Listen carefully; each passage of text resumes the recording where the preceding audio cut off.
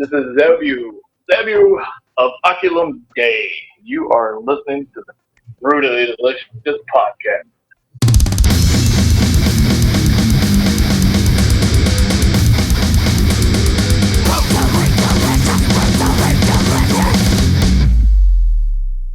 Hey, you are listening to the Brutally Delicious podcast. I am Bruce. My name is Chris.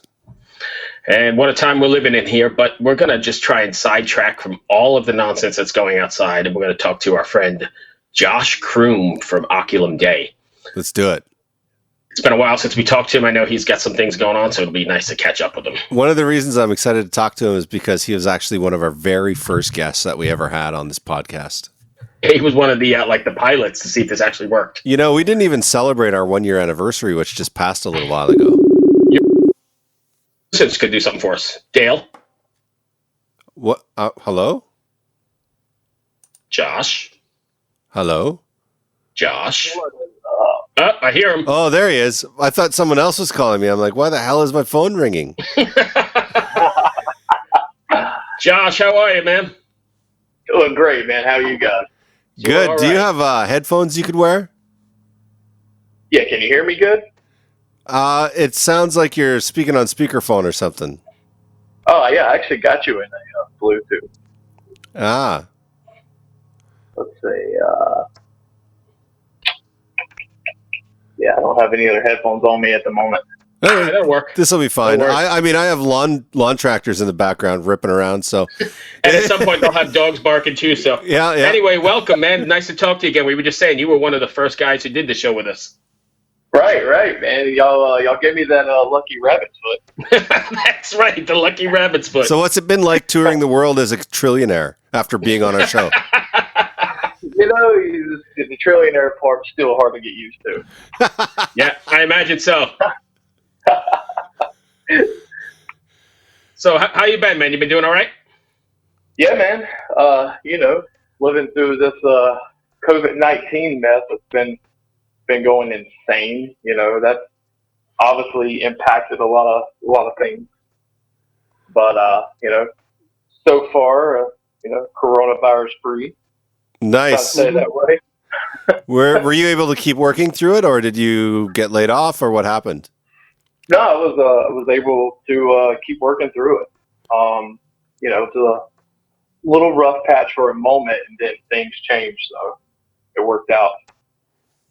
That's good. I mean, However, me and the band do feel like that we did get exposed to the virus back in February. We really? We did a weekend run with some friends of ours from out near Alabama, and we ended up. Our last show was actually up in Roanoke, Virginia, and man, it was like that evening coming back. I was like, man, something's wrong. I don't feel good. And we were all in my vehicle, so it was like 4 bands of us total for that spree, and we all got sick, like instantly within 24 hours. Wow. And I mean, it was definitely the worst sickness I've ever had in my life. Like, I mean, I'm one of the people that's like, it's just a little cold. I worked through it. Nah, man, I was like a wounded water buffalo, just got took down. Like, it was not good, man. And then it was like shortly after that, because that was early February. So then shortly after that, boom, here's this virus hitting the world. So, yeah, I saw something online or saw something on the news somewhere that said it may have been back as far as like beginning of December or late November that people were starting to get a hold of it. Yeah. I mean, it was definitely, I think it was out long before they really caught on to it. Oh yeah. You know, to be honest, I'm pretty sure my wife had it. I like almost had to take her to the hospital because she couldn't breathe one night, and like my whole family got it. But I never got it, and I thought that was so freaking weird because like usually if my wife gets sick, I get sick. But right. Nothing ever happened to me. I was just like, what the hell's going on here? I was sleeping beside her. So like, I want to know, I want to get the antibody test, man. Right. Well, so then you truly have the lucky rabbit foot. Yeah, right. We'll see. That's it. in our county right now is testing at an almost 14% rate right now. Wow. Yeah. It's fucked up. So they're opening shit up right now. I'll tell you that. Oh yeah, I mean everything's open here too. Just it's almost like it didn't exist. Right. I mean everything in this state is it's opening. Like we just like for a week now have been able to go back to dining in restaurants. Right. But it's like at capacity, you know, like me and some friends were riding motorcycles yesterday and went to a place that's like every other booth was like taped off, you know. Right. It's still weird. It's a little different. But at least you can get out. Right. It's like, yay, we can go back to some normal life here. Yeah, let's hope it stays that way, man. But anyways, let's be positive. So you got some new music or something? What's happening? Yeah, let's talk about Oculum Dei. So there's, as much as I would like to tell some things, I can't. But I can say, yes, we are writing and coming into, I'd say, the final stages of the writing for the new album. We've definitely took a slightly change of direction. You know, as it stands, I am the last original member. So, like anything in any band, you know, you start getting new members into the band. So sometimes you're able to keep your originality, but at the same time, you also can change. Yeah. And I would say that finally, the vision that I've had for this band is finally here, and it's finally being portrayed. Oh, nice. In this new album, we're leaning towards a little bit more of a symphonic direction. Okay. Oh, cool. Yeah, and it's and some of this music is, you know, we're still your dark, creepy band that we always have been, and now the music is really bringing that out. It's really setting this mood, and I think a lot of people is going to be probably a little shocked at the direction, but I think a lot's really going to enjoy it. And then of course, you know, there's going to be the ones that hate us, so they hate us, whatever. But, fuck them. Hey, I mean, it's happening. It doesn't matter what you do, man. When you say new direction, though, is it still black metal, or is it just heavy metal or heavier metal, and not necessarily just black metal? No, there's still black metal. You know, because we were essentially in the first album, me and the guys that were in that part of the history of it was more of a black and death combo. So this one is definitely the change, or kind of, I would say, dropping some of the death aspect and definitely adding the symphonic in its place. Oh, nice. You know, vocal-wise, even vocally, I've changed up a little bit to match the sound. You know, I'll still have my style, but I'm definitely changing up. And there's even some surprises, man. We'll say there's some clean vocals going to be on this album as well. Really? Nice. A little change here and there is good too. Right. And like I said, me personally and the other guys, you know, with me now, we're having a blast with it. I mean, we're just constantly talking all day long, throwing ideas, coming up with new ways. And then when we get together, because the coronavirus is like keep apart. So, right. You know, we were all working at our own stations and you know, obviously video. And then finally we were like, okay, like, I'm coronavirus free. Are you coronavirus free? Yes. Right. Right. And let's get together. Yeah. You know, we're like, all right, you know, so we got to pack. Hey, some of us are feeling sick. Obviously, stay away. But yeah, so we're back to regular weekly meetings with beer, pizza, and writing. Nice.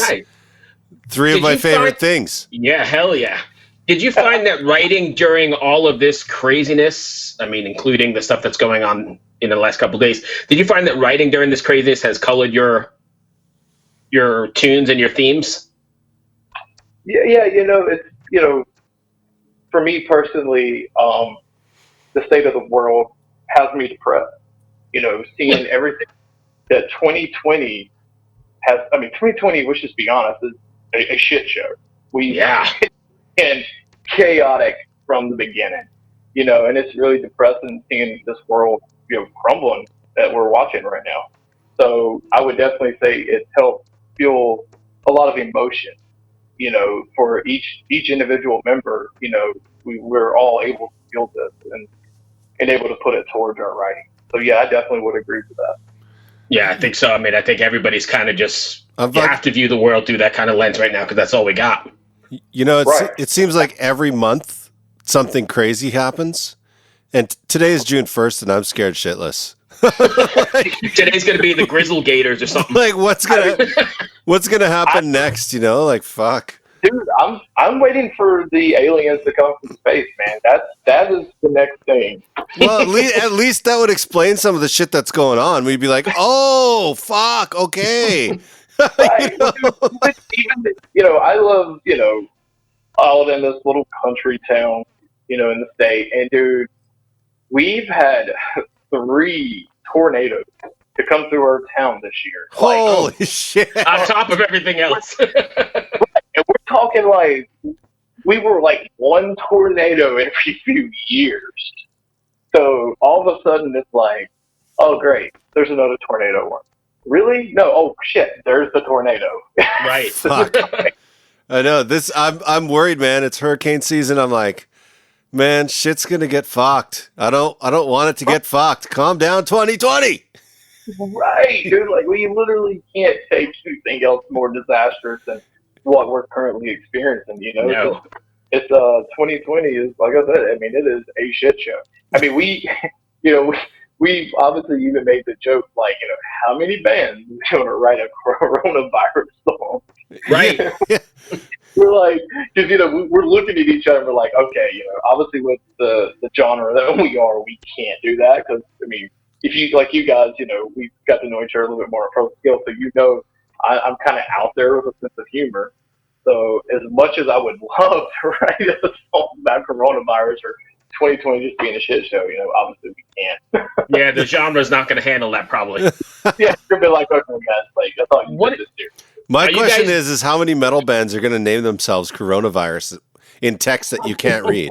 That's my concern. Right. If they don't do the damn branches and hide it, it's not worth it. That's right.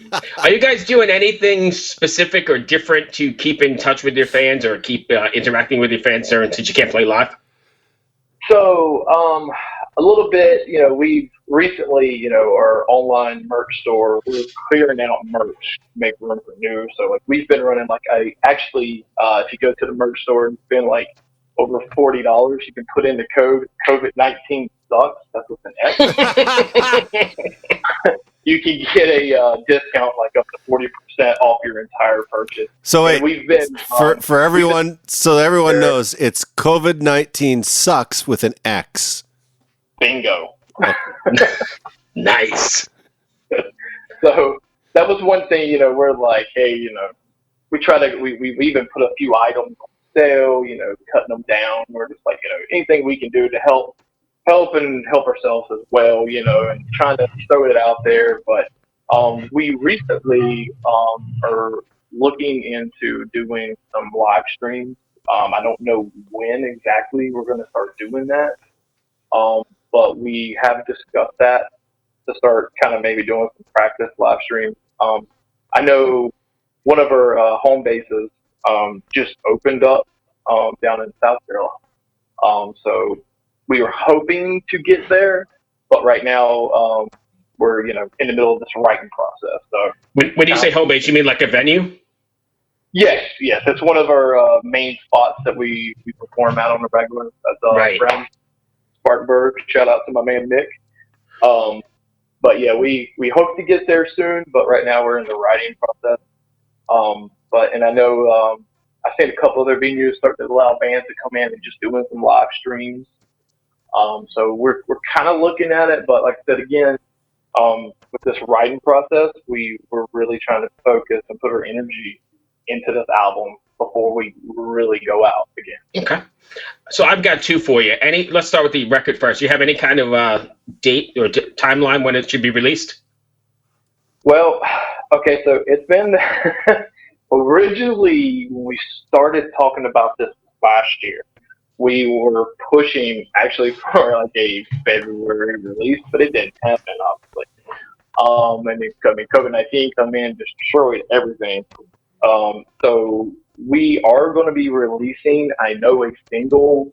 I don't want to be stamped for this, but hopefully within the next 2 months, we're going to have first single out. We're actually doing a music video and everything for it.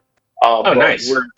We're predicting the full album we probably won't release until the beginning of 2021. Just because there's a lot to it, because we're essentially, so give a little secret away here so I don't get hurt. Hopefully not.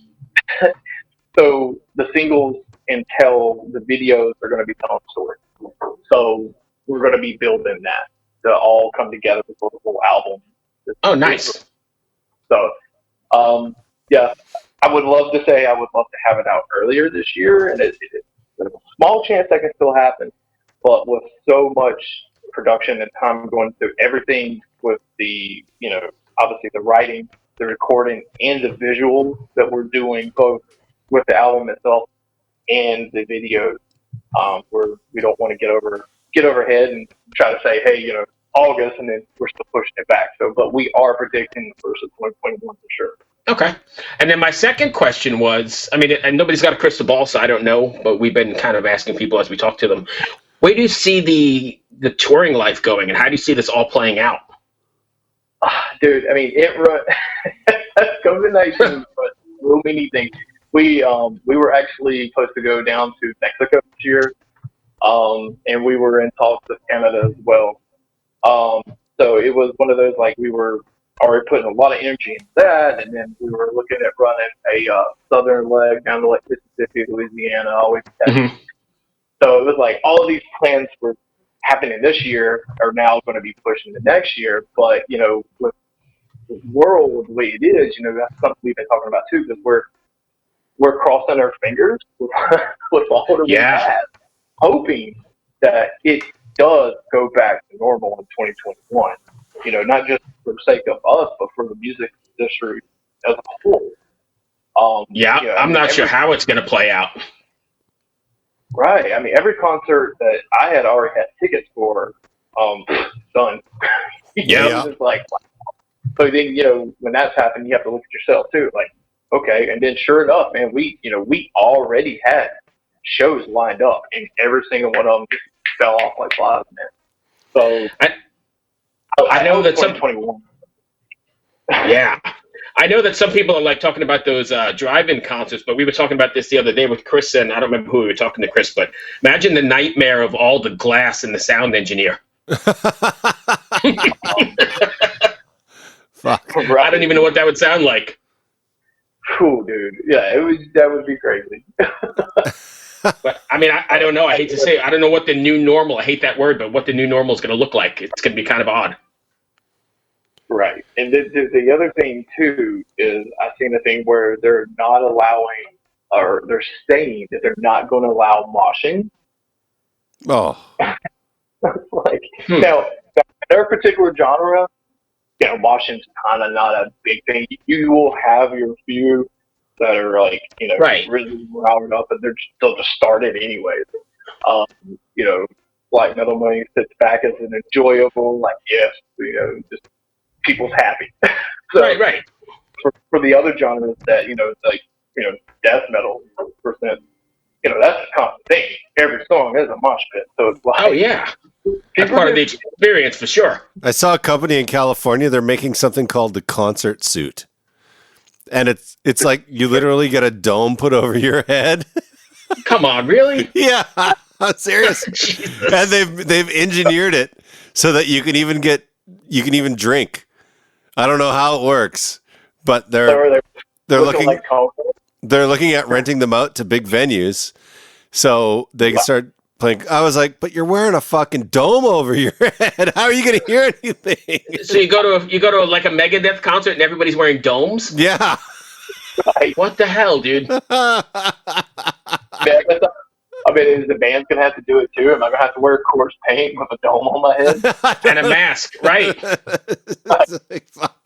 I don't know how they did it, but it's like Bluetooth. It can charge your phone. It can do all kinds of shit. I was just like, at first I thought it was a joke, but it's actually a real thing. I forget what they call it, the concert suit or something.